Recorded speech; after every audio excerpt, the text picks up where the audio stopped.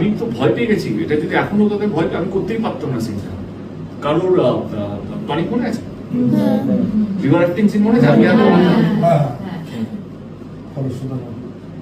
আজকে পরানদাকে তো আমি জোর করি, পরানদা বলে শটটা হলে ভালো হয়, কিন্তু পরানদা তো রিভার রাফটিং করেছে ওই ঠান্ডায়।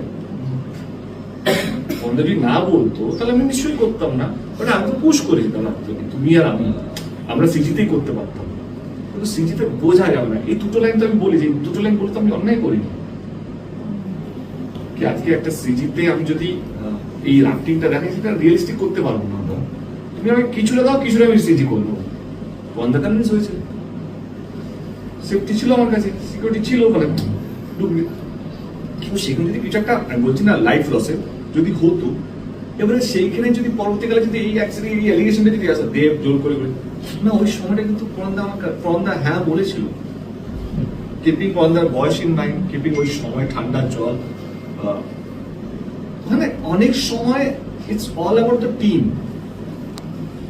তোমাদের বন্ডিং কিভাবে, তোমার ডিরেক্টরের সাথে তোমার বন্ডিং কেমন, ও একটা সাথে কেমন বন্ড।